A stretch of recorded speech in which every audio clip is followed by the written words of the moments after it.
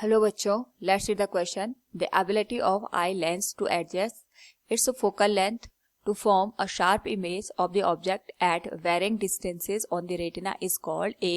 Converging power of the eye, B. Power of accommodation of the eye, C. Power of adjustment of the eye, and D. Diverging power of the eye. Now to answer this question, first we will discuss here the key concept, and here the key concept is power of accommodation of the eye.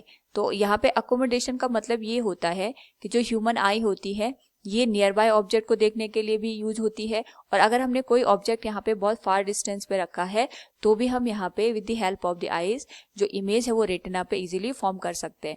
तो इस process को या हम इस condition को यहाँ पे power of accommodation of the eye का नाम देते हैं. नाउ अगर हम यहाँ पे अंडरस्टैंड करें तो ये हमारे पास ह्यूमन आई है. इसके डिफरेंट डिफरेंट पार्ट होते हैं. जो आउटर मोस्ट पार्ट होता है इसको हम कॉर्निया का नाम देते हैं. यहाँ पे हमारे पास जो आइरिस और प्यूपिल है ये मिलके यहाँ पे जो इंटेंसिटी होती है लाइट की उसको कंट्रोल करते हैं ताकि हमारे पास जो यहाँ पे लाइट है वो कंट्रोल अमाउंट में ही एंटर करे इन दी आई. नेक्स्ट हमारे पास यहाँ पे जो मेजर पार्ट होता है अगर हम इसकी बात करें तो ये होता है कन्वर्जिंग लेंस, और यहाँ पे जो कन्वर्जिंग लेंस होते हैं प्रोटीन का बना होता है. नेक्स्ट यहाँ पे जो इमेज फॉर्म होती है ये रेटिना पे होती है. नाउ यहाँ पे अगर हम बात करें जो आई लेंस होता है ये सिलेरी मसल्स के थ्रू यहाँ पे अपनी कन्वर्जिंग पावर को इंक्रीज या डिक्रीज कर सकता है. तो जो यहाँ पे फार ऑब्जेक्ट या नियर बाय ऑब्जेक्ट को देखने की जो कैपेसिटी होती है ऑफ द ह्यूमन आई वो डिपेंड करती है सिलियरी मसल्स पे और आई लेंस के ऊपर.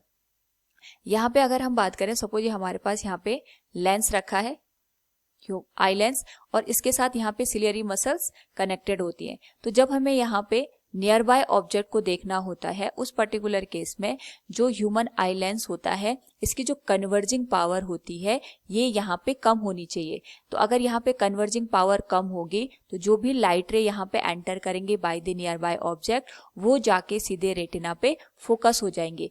और अगर इसकी कन्वर्जिंग पावर यहाँ पे बढ़ जाएगी तो जो लाइट रे है वो रेटिना पे फोकस ना होके इसके बाद कहीं जाके फोकस होंगी. तो यानी यहाँ पे हमें अगर नियर बाय ऑब्जेक्ट को देखना है तो इस केस में कन्वर्जिंग पावर कम होनी चाहिए ऑफ द आई लेंस. और ये कन्वर्जिंग पावर कम यहाँ पे सिलेरी मसल्स की हेल्प से होती है. जो सिलेरी मसल्स होती है इनमें कॉन्ट्रैक्शन और एक्सपेंशन होता है, एंड जैसे जैसे हमें यहाँ पे रिक्वायरमेंट होती है सपोज हमें यहाँ पे कन्वर्जिंग पावर को कम करना है तो यहाँ पे ये जो सिलेरी मसल्स हो जाती है खिंच जाती है, जिसकी वजह से जो इसकी यहाँ पे थिकनेस है वो थोड़ा कम हो जाती है. थिकनेस कम होगी तो जो इसकी कन्वर्जिंग पावर है वो यहाँ पे डिक्रीज हो जाएगी और जो भी लाइट रेज होती हैं वो रेटिना पे जाके फोकस हो जाएंगी. लेकिन अगर हमें सेम आई लेंस के थ्रू किसी बहुत दूर के ऑब्जेक्ट को देखना है, यानी कोई ऑब्जेक्ट इन्फिनिटी पे रखा है और इन्फिनिटी से आने वाली जो लाइट रेज होती हैं ये हमारे पास यहाँ पे पैरेलल होती है.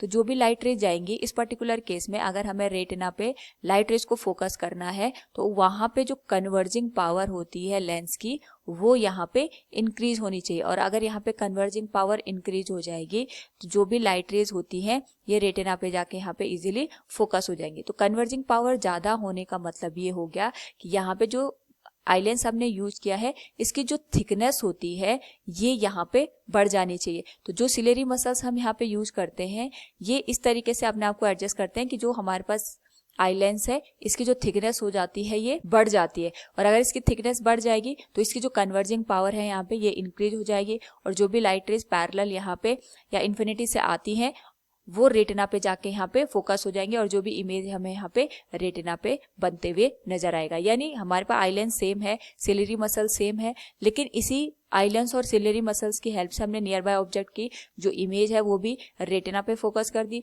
और यहाँ पे सेम आई लेंस और सिलेरी मसल्स का यूज करके जो ऑब्जेक्ट हमने इन्फिनिटी पे रखा होता है उसकी जो इमेज होती है हम वो रेटिना पे फॉर्म कर देते हैं. तो इसी एडजस्टमेंट को यहाँ पे जो फोकल लेंथ होती है ऑफ द आई लेंस वो यहाँ पे इंक्रीज या डिक्रीज हो जाती है. ये डिपेंड करता है कि हमने ऑब्जेक्ट को किस डिस्टेंस पे रखा है. तो इसी एडजस्टमेंट की